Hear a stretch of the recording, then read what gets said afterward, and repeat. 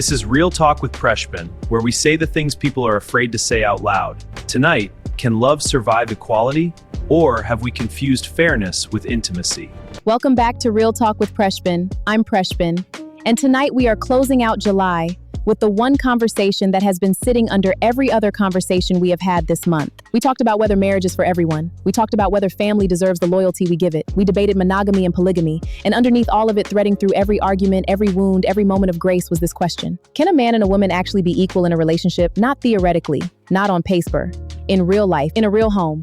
In the daily, unglamorous, non-negotiable reality of two people trying to build something together, tonight we are not tiptoeing around it. Dr. Sophia Grant is a gender studies professor, women's rights advocate, and one of the most uncompromised voices relationship quality in the academic space.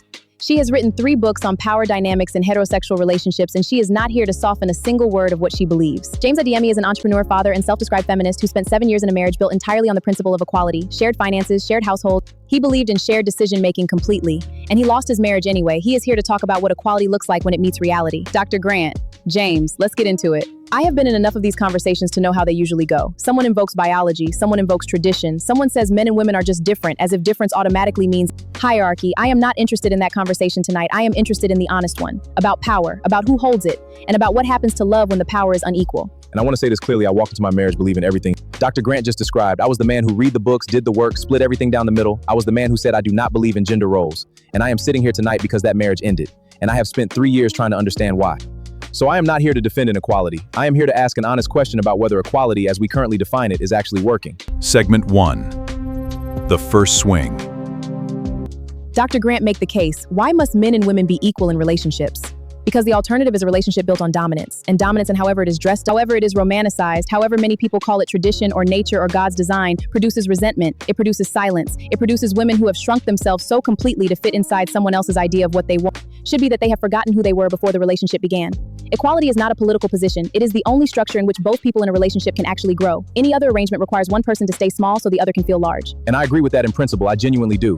But here's where I want to push back. Equality as a concept and equality as a daily lived practice are two completely different things. In theory, my marriage was equal. In practice, it became a battlefield of scorekeeping. Who cooked more? Who earned more? Who sacrificed more? Who was carrying more emotional labor? We were so committed to the idea of equality that we turned our relationship into an audit. And somewhere in all that auditing, we stopped being partners. We became accountants. Tallying debts neither of us could ever fully repay.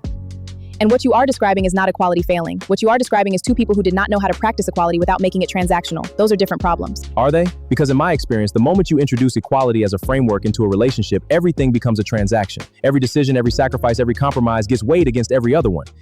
That constant accounting, it kills intimacy. It kills the spontaneity of love. It kills the willingness to give without measuring. Or it kills the assumption that one person, historically always the woman, should give without measuring while the other takes without accounting. You are describing the discomfort of a man who had to start counting for the first time. Women have been counting forever. They just weren't allowed to say so.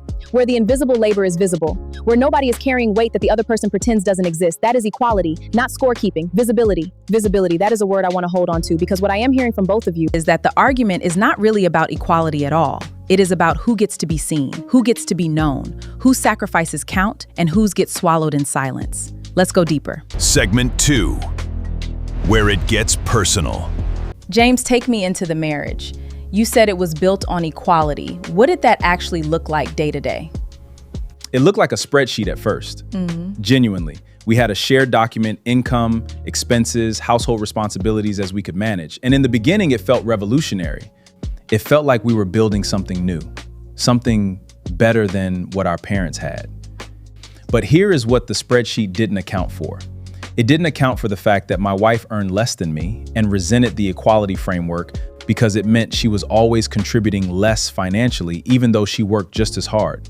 It didn't account for the fact that I was better at certain domestic tasks, not because of gender, but because of personality, and that over time, those tasks became mine, regardless of the agreement. It didn't account for the emotional weight of certain decisions falling harder on one person than the other, simply because of how we were wired. And most of all, it didn't account for the fact that my wife, somewhere around year 4, stopped wanting a partner who treated her like an equal colleague. She wanted to be cherished. She wanted to feel chosen, not in a retrograde patriarchal way, but in a deeply human way. She wanted to feel like I would move mountains for her specifically, not because it was her turn on the spreadsheet, because she was her. And the equality framework didn't leave room for that. The equality framework made everything feel earned rather than given. And love, real love, has to have something in it that is given freely, without conditions, without the ledger open on the table. But James, what your wife wanted, to be cherished, to feel chosen, to feel like you would move mountains, none of that requires inequality. That requires intimacy. Those are not the same thing. You can cherish an equal. You can choose an equal. You can move mountains for someone you see as your full partner. The problem was not equality. The problem was that you confused equality with emotional flatness. Did I? Or did the framework itself create emotional flatness? Because the moment everything is negotiated, the moment everything is subject to fairness and agreement, you lose the capacity for grand gestures. You lose the ability to say, I am doing this because I love you, not because it is my turn. Everything becomes procedural, and procedure is the enemy of passion. And what you are describing, a relationship where one person makes grand gestures while the other receives them, historically always means a man performing and a woman being grateful. That is not passion, that is performance. And the woman in that arrangement is not cherished. She is managed. My wife did not feel managed. She felt, her word, not mine, she felt like she was living with a business partner. And she did not want a business partner. She wanted a husband.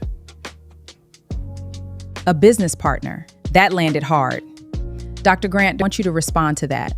Because James is not describing a woman who wanted to be controlled. He is describing a woman who wanted something that the equality framework did not seem to provide. What was missing? What was missing, and I say this as someone who has spent 20 years studying these dynamics, was emotional leadership. Not dominance, not control, leadership. The ability of one or both partners to hold the emotional space of the relationship. To say, I see us. I know where we are going. I am not just splitting bills with you. I am building a life with you. Deliberately and intentionally. That is not a gendered quality. But in the absence of it, in a relationship that is purely procedural, people reach for the old scripts. Because the old scripts, however flawed, gave people roles. And roles give people a sense of direction.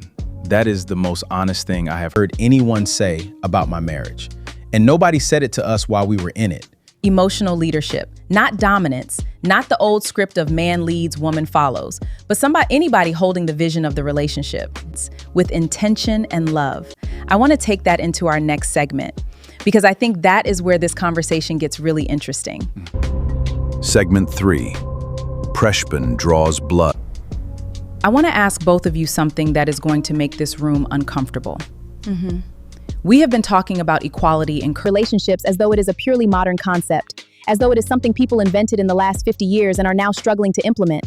But I want to suggest something different. I want to suggest that the reason equality in relationship is so hard, and the reason James's marriage failed despite his genuine commitment to it is not because equality is wrong. It is because we have never actually dismantled the deeper thing underneath the inequality. The thing that tells men their worth comes from their power and tells women their worth comes from their desirability will eventually collapse. Am I wrong? You are not wrong. And I would go further. The reason equality is so difficult to practice is not because men and women are fundamentally different. It is because we have spent centuries conditioning both men and women to be uncomfortable with equality. Men have been conditioned to feel diminished by a woman who does not need them. Women have been conditioned to feel unfeminine by a man who does not lead them. And those conditionings do not disappear because two progressive people write a shared document and split the grocery bill.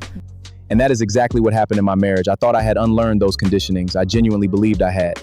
But somewhere around year 5, my wife said something to me that I have never been able to shake. She said, James, you treat me like you are proud of me, but you never treat me like you need me. And I did not understand what she meant at the time. I thought needing someone was weakness. I thought the evolved, equal version of love was admiration without dependence. I was wrong. She did not want to be admired from a respectful distance. She wanted to be needed, not in a codependent way, in the way that says my life is specifically, irreplaceably better because you are in it. needed is their purpose. And both of those lies destroy relationships just in different directions. So what is the answer? If equality as we practice it creates emotional flatness and the old model of complementary roles creates hierarchy and resentment, what are we actually supposed to build?